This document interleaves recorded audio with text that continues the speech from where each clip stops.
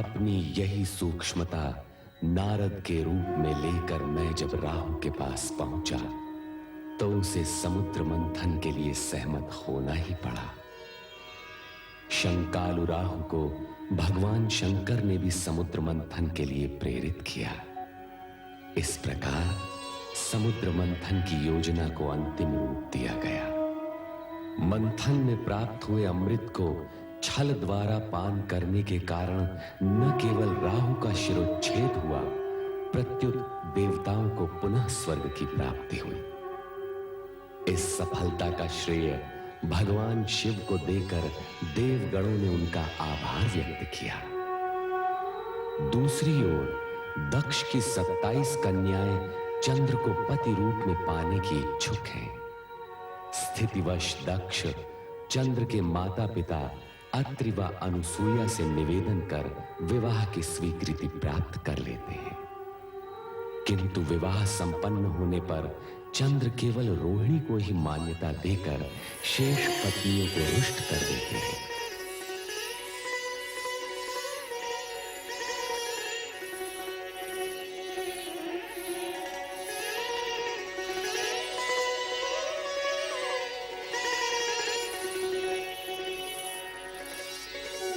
स्वामी रोहिणी को लेकर कक्ष में चले गए, हमसे बात भी नहीं की।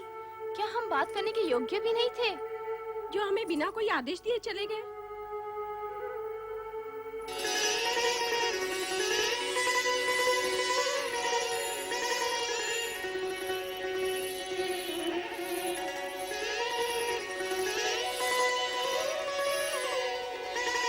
ये क्या प्रिय?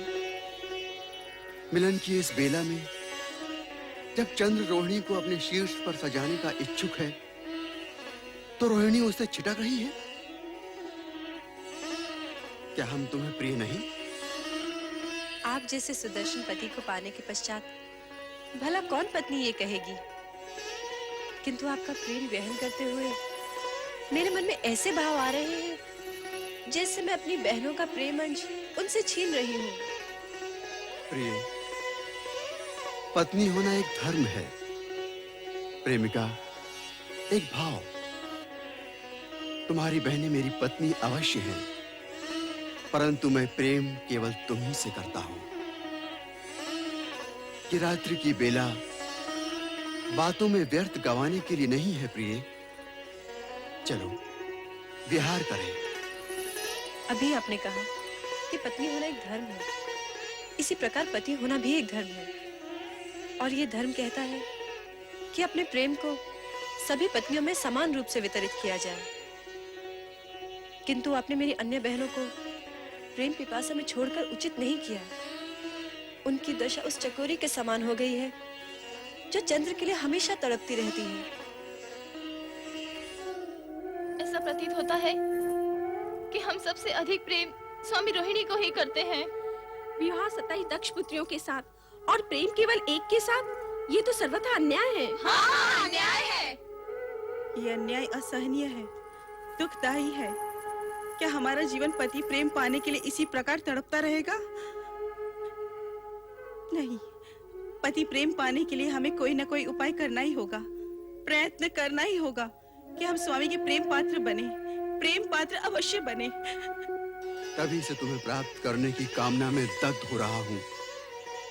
जब तुम्हें प्रथम बार देखा था और अब जब हम मिलन के इतने निकट हैं, तो तुम तर्क पर तर्क की जा रही हो।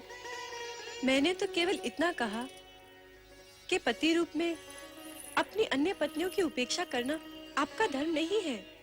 प्रेम, धर्म, कर्म, जात, पात, रीति नीति कुछ नहीं जानता। प्रेम की परिभाषा तो सबसे निराली होती है, और यदि तुम इस परिभाषा का अर्थ जान जाओगी तो स्वयं कच्चे धागे की तरह मेरे पीछे पीछे खिंची चली आओगी।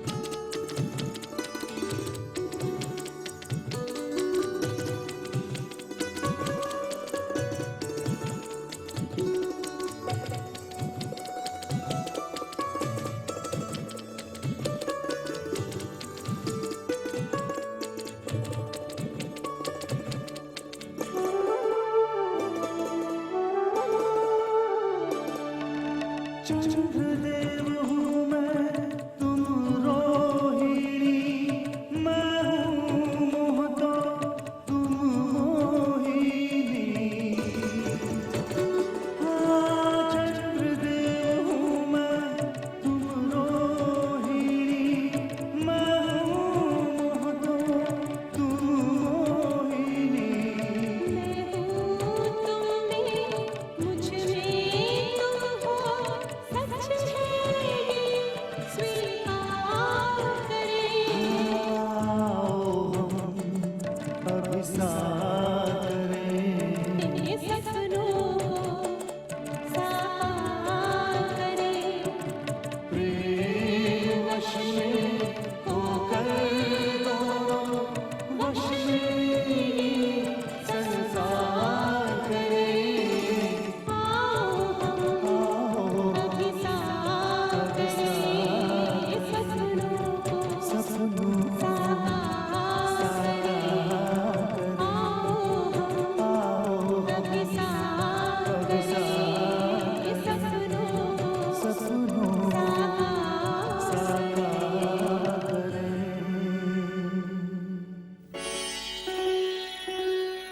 स्वामी, ये क्या अनर्थ हो गया? मेरी सबकी सब बहनें न जाने कहाँ चली गई। गई होंगी अपने पिता दक्ष के पास अपना दुखड़ा रोने। परंतु रोहिणी, उनके आंसू मुझे तुम्हारे प्रेम से विचलित नहीं कर सकते। अग्नि को साक्षी देकर हम सभी बहनों को चंद्र ने पति के रूप में वरा था, किंतु केवल वो रोहिणी पर अपना सारा पति प्रेम लुटा रहा है। हम अपनी उपेक्षा और अनादर नहीं सहन कर सकते माते। माना चंद्रदेव से हमारा संबंध नया ही जुड़ा है, हमारे नए जीवन का प्रारंभ हुआ है, परंतु इस नए जीवन का कोई अर्थ ही नहीं है। हम अभी तक पति सुख से वंचित हैं। रोहिणी तो हमारी बहन है, कम से कम उसे तो अपनी बहनों के दुख और व्यथा के विषय में सोचना चाहिए। हमारा तो जीवन ही व्यर्थ हो गया है पिताश्री।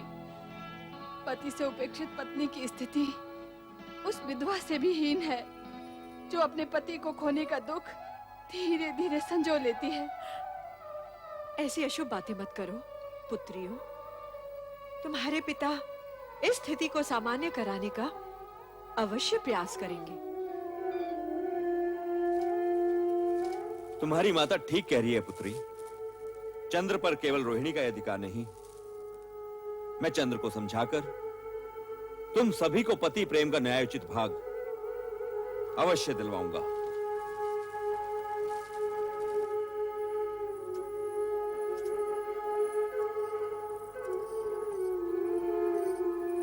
धर्म पत्नी होने का यह तात्पर्य नहीं कि मांग में पति के नाम का सिंदूर सजाए हुए सारा जीवन पति के प्रेम को तरसते हुए ही बिता दिया जाए।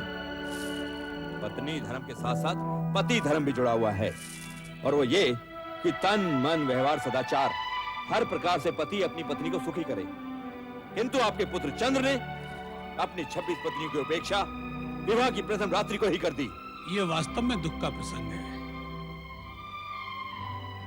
जब राजा दक्ष विवाह प्रस्ताव लाए थे, उस समय तुम अत्यंत प्रसन्न हो रही थी, किंतु मैंने कहा था कि चंद्र का चंचल स्वभाव क्या सभी पत्नियों के प्रति उसे न्याय करने देगा?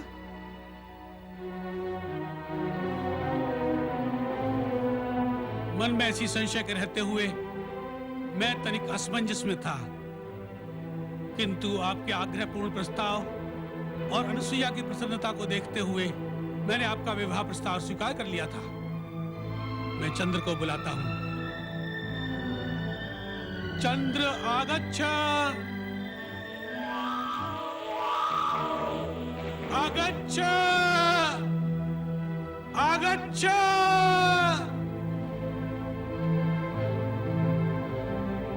पिताजी ने हमें स्मरण किया है। चलो चलते हैं।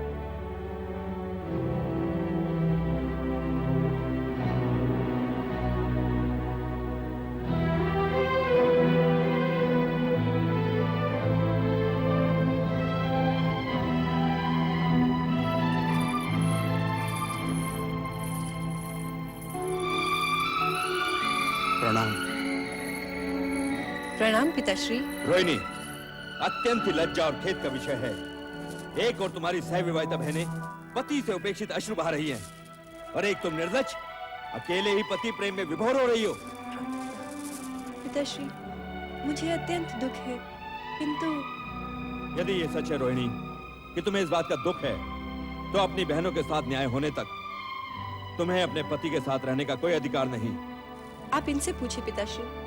अपनी बहनों के साथ भी समान भाव से पति धर्म निभाने की बात मैंने इनसे कही थी, किंतु ये ठीक है, ये जैसा उचित समझे, किंतु तुम मेरे साथ दक्ष महल चलोगी अभी इसी समय। किंतु पिताश्री। मैं कुछ सुनना नहीं चाहता रोहिणी। पिता के लिए सब संतान बराबर होती है, उनके दुख सुख बराबर होते हैं। फिर मैं ये कैसे सहन कर सकता हूँ कि एक पुत्री तो प्रेम के हिंडोले में पेंगे बढ़ाती जाए और शेष सुहागने होते हुए विधवाओं का साथ जीवन व्यतीत करे? नहीं।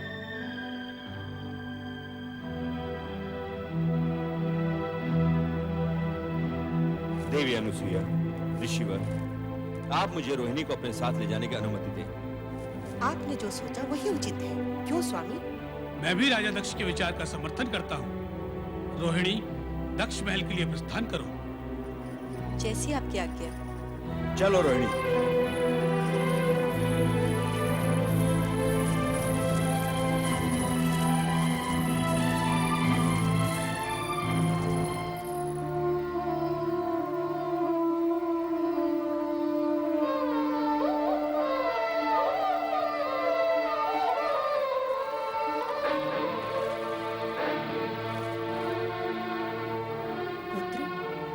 यदि रोहिणी पर तुम्हारा ऐसा उत्कट प्रेम था, तो तुम्हारा मात्र उसी से विवाह करना उचित था। किंतु अब जब तुम्हारी 27 पत्नियां हैं, तो तुम्हें सभी को अपने प्रेम का दान देना होगा। प्रेम तो हृदय से उत्पन्न होता है, और मेरे हृदय पर तो मेरा अधिकार ही नहीं रहा। वो तो तभी रोहिणी का हो गया था जब मैंने उसे प्रथम बार देखा था, और अब तो मेरे हृदय और मेरी आंखों में केवल रोहिणी की ही छवि है। रोहिणी से मेरा मिलन शीघ्र ही करा दीजिए, हे शिव शंकर। अश्विनी, फाल्गुनी, उत्तरा, रोहिणी, चंद्र ने तुम लोगों के साथ जो कुछ किया है, उसका प्रायश्चित अब ये रोहिणी करेगी। रोहिणी, हम इसे चंद्र से दूर ले आए हैं। पिताश्री, तुम्हारा दुख मेरा दुख है बहनों। मैं तो तब भी विवश थी और अब भी विवश हूँ।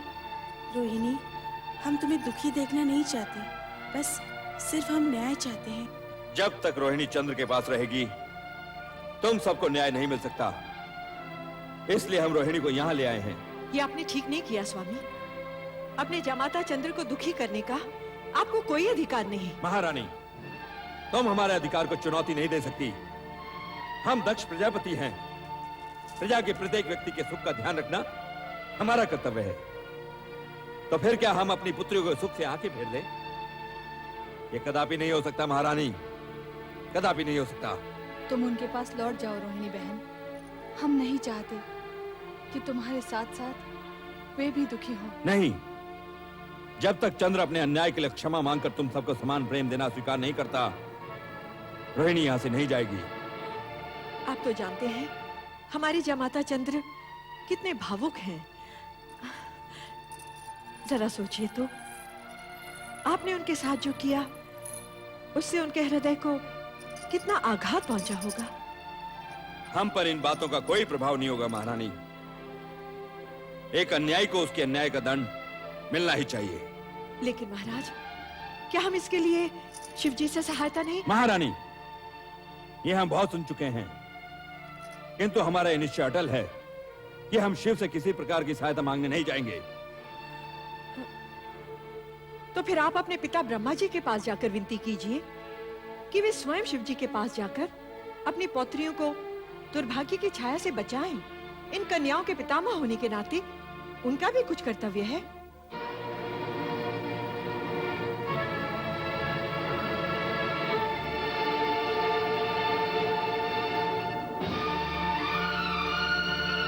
ठीक है महारानी, तुम्हारी इस बात पर हम अवश्य विचार करेंगे।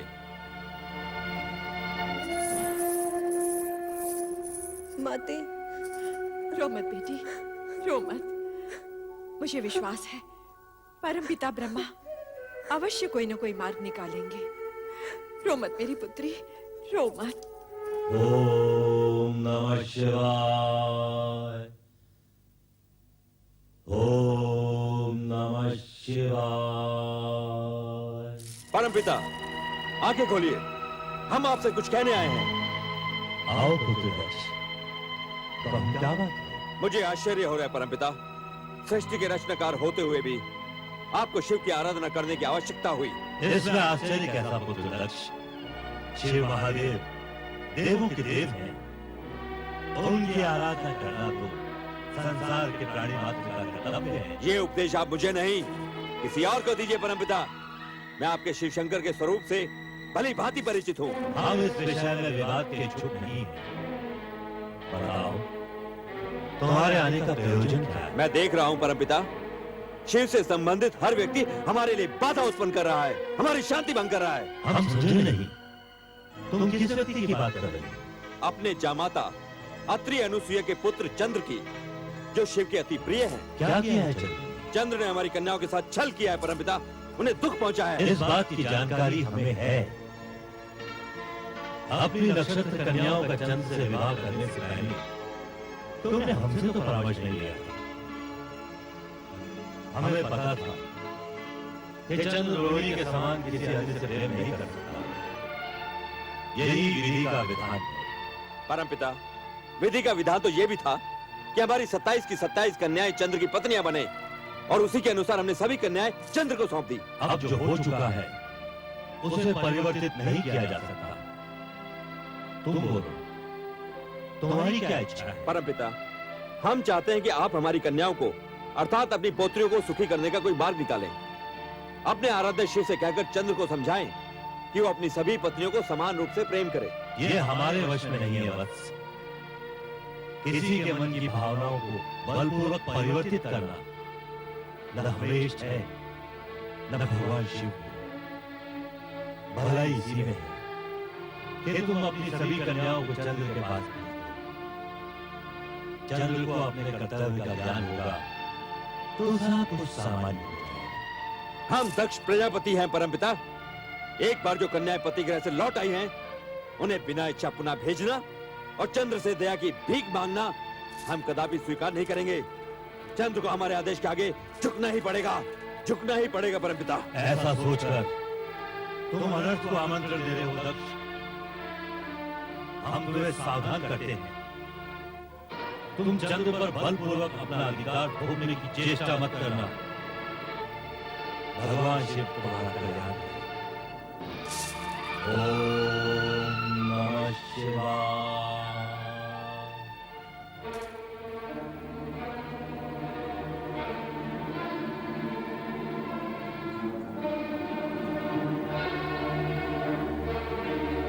दक्ष, नारायण नारायण।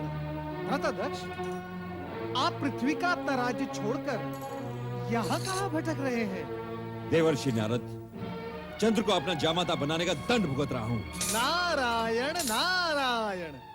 अर्थात चंद्रदेव ने आपको कष्ट पहुंचाया, परंतु चंद्रदेव तो बेचारे सुंदर, शीतल और प्रेम से भरे हैं। वे आपको कष्ट कैसे पहुंचा सकते हैं? देवर्षि, चंद्र की प्रशंसा सुन हमारा क्रोध जाग उठता है। आप कोई और बात कीजिए। भ्राता, जैसी आपकी इच्छा, परंतु आपकी समस्या क्या है? देवर्षि, ये तो हो ही नहीं सकता कि आपको मेरी समस्या का पता ना हो। चंद्र ने रोहिणी के कारण मेरी 26 पुत्रियों को उपेक्षित कर दिया है, और ये बात पूरे संसार में फैल चुकी है। और आप तो घर घर का हाल जानते हैं। नारायण नारायण। मैं आपसे असत्य नहीं कहूंगा भ्राता दक्ष। मैं जानता सब कुछ हूं, परंतु आपके इस व्यवहार से प्रसन्न नहीं हूं। अपनी पुत्रियों के पति के साथ क्या कोई ऐसा रूखा व्यवहार करता है? उन्हें तो प्यार से मनाना चाहिए। अर्थात आप भी उसी का पक्ष ले रहे हैं देवर्षि। तो ये भी जान लीजिए कि यदि चंद्र चुपचाप अपनी पत्नियों को अपने साथ ले जाकर क्षमा मांग लेगा, तो हम भी उसे क्षमा कर देंगे। अन्यथा परिणाम अनिष्ट होगा। जाकर कह दीजिए चंद्र से। नारायण नारायण। धन्य हो भोलेनाथ, धन्य हो। चंद्र और दक्ष प्रजापति की बुद्धि विपरीत करने में जगत कल्याण का मार्ग अवश्य छुपा हुआ होगा। आपकी लीला आप ही जाने। ओम नमः शिवाय। ओम नमः शिवाय। ओम चंद्र, नमः शिवाय। चंद्र, ओम नमः शिवाय। बेटा चंद्र, ओम नमः शिवाय। चंद्र, ओम नमः शिवाय। बेटा चंद्र, ओम नमः शिवाय। कहाँ है तू चंद्र? ओम नमः शिवाय। चंद्र तो चला गया देवी। मैंने उसे बहुतेरा रोका, किंतु उसे रोक पाना संभव नहीं था। रोहिणी के जाने से चंद्र के मन को आघात लगा है। उसे यहाँ से नहीं जाने देना था। मुझे तो लक्षण कुछ अच्छे दिखाई नहीं दे रहे देवी अनसुईया। दक्ष का वो रूप, चंद्र का विषाद, लगता है कहीं कुछ अनिष्ट न हो जाए। ऐसा अशुभ न बोलिए स्वामी। प्रभु से प्रार्थना कीजिए कि हमारा चंद्र इस संकट से सकुशल निकल आए। अब तो भगवान शिव शंकर का ही आसरा है। चलो देवी, हम दोनों मिलकर भगवान शिव की आराधना करें। ओम नमः शिवाय। ओम नमः शिवाय।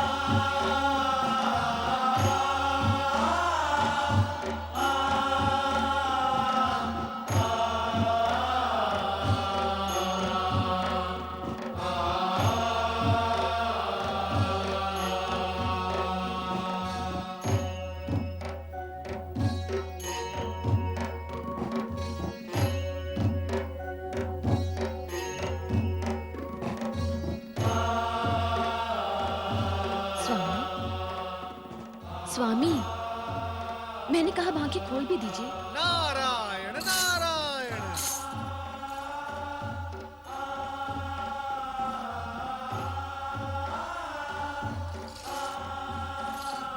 प्रभु, मेरे इतने पुकारने पर भी आपकी पलक तनिक भी नहीं हिली, और देवर्षि के आते ही आपने अपने नेत्र खोल दिए।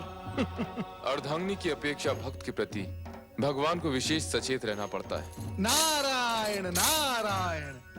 प्रभु, आपने इस भक्त को प्रसन्न करने के लिए देवी सती को कुंठित कर दिया। कुंठित? मैं? कदापि नहीं।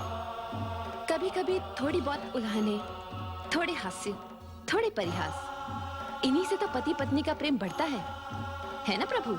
तुम्हारा मंतव्य है कि प्रेम के विस्तार के लिए मैं भी ये सब करूं?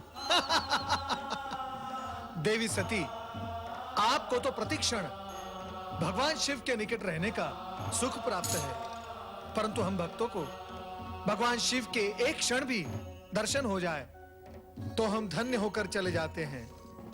नारद जी, कहीं आपको मुझसे ईर्ष्या तो नहीं हो रही? नारायण नारायण नारायण। देवी सती, ये कैसे हो सकता है? मैं बाल ब्रह्मचारी अवश्य हूं, परंतु मैं विवाह संस्था भी मानता हूं। पति पत्नी को एक दूसरे के नैकट्य का सुख अति आवश्यक है। यदि यही अप्राप्त रह जाए तो बड़े दुख की बात है। आपकी निश्वास कुछ संकेत कर रही है देवर्षि। स्पष्ट कहिए, आपके कहने का तात्पर्य क्या है? यही कि आपकी बहन रोहिणी और उनके पति चंद्र का एक दूसरे के प्रति अति प्रेम और नैकट्य सुख आपकी अन्य बहनों के लिए दुख का कारण बन गया है। देवी सती, आपके माता पिता भी अत्यधिक चिंतित है। हे भगवान शिव शंकर, देवी सती की बहनों के कष्ट के निवारण हेतु कुछ तो उपाय कीजिए। किसी को सुख तो किसी को दुख, ये उचित नहीं प्रभु। प्रभु, आप बोलते क्यों नहीं? इतना तो बताइए कि सुख दुख मिश्रित कथा का अंतिम चरण क्या है? सुख और दुख दोनों ही जीवन में कन्या के लिए उसी प्रकार आवश्यक हैं जैसे स्वाद के लिए नमक और शर्करा। जिस कथा की चर्चा तुम कर रहे हो उसे तनिक आगे तो बढ़ने दो और उसका अंतिम चरण आने तक प्रतीक्षा करो। कैलाश पर देवादित्य में रोहिणी अपनी शैया पर बैठी चंद्र की स्मृति में व्याकुल है। ये मुझे क्या हो गया है प्रभु? क्या मेरा जीवन उद्देश्यहीन हो गया है? क्या चंद्र मुझे कभी प्राप्त नहीं होगा? क्या चंद्र मेरी सुध ही नहीं लेगा? मुझे स्वयं नहीं ज्ञात कि मैं कैसी विपदा में आन पड़ी हूँ। हे परमेश्वर, मेरा जीवन क्या निरर्थक है? नहीं नहीं, मेरा जीवन निरर्थक नहीं हो सकता। मैं इस जीवन को ऐसे ही व्यतीत नहीं करूंगी। मुझे अपने जीवन के बारे में सोचना होगा मुझे। मैं अपने चंद्र के बिना नहीं जी पाऊंगी, नहीं जी पाऊंगी, मैं नहीं जी पाऊंगी। हे भगवान, तुम्हें यदि सृष्टि रचना करनी ही थी तो मानव क्यों बनाया? और यदि मानव ही बनाना था तो उसे हृदय क्यों दिया? और यदि उसे हृदय देना ही था प्रभु तो उसमें प्रेम क्यों समोया? ये मेरी सोच से परे है प्रभु। मैं आज तक इसका कारण नहीं जान पाई। मुझ पर कृपा करो प्रभु। मेरे चंद्र से मुझे शीघ्र मिला दो प्रभु।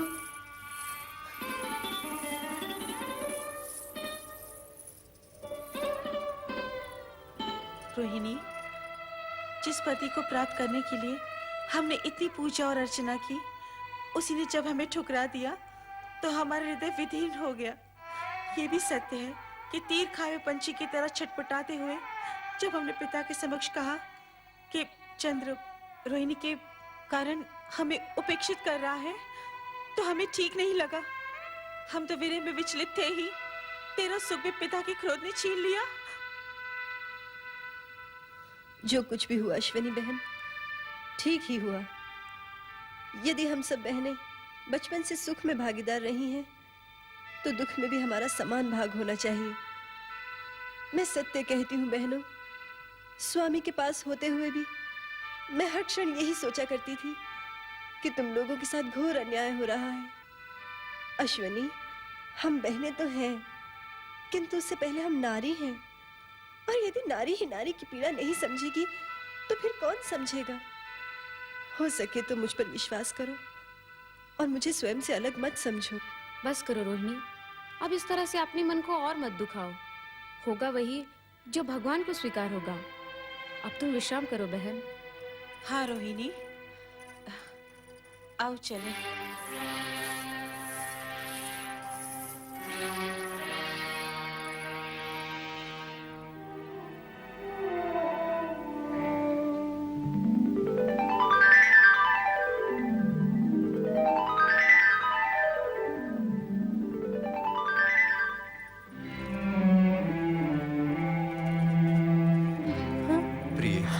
स्वामी आप?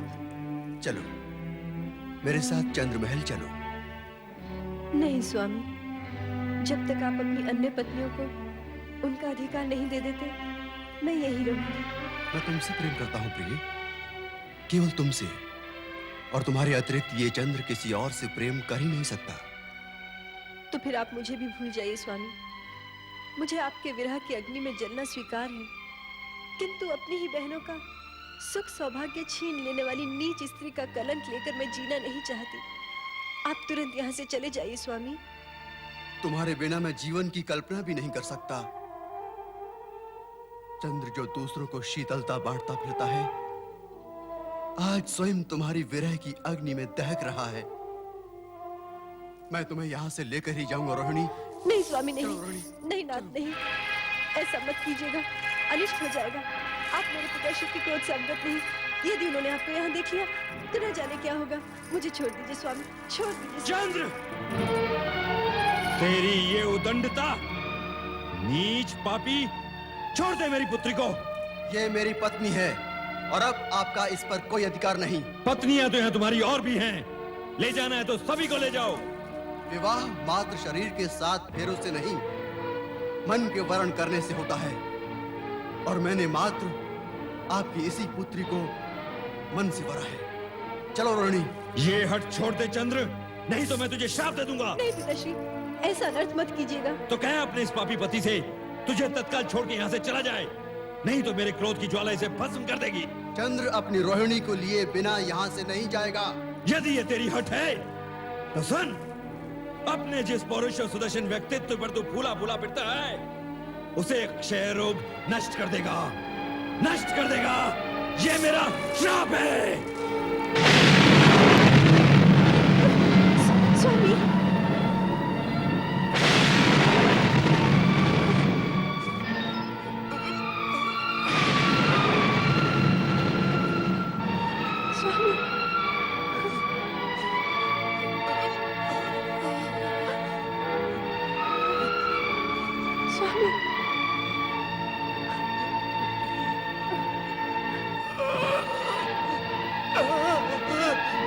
स्वामी, स्वामी,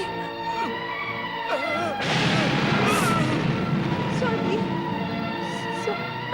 नहीं स्वामी, नहीं स्वामी, आंखें खोलिए स्वामी, स्वामी, नहीं स्वामी, स्वामी, स्वामी,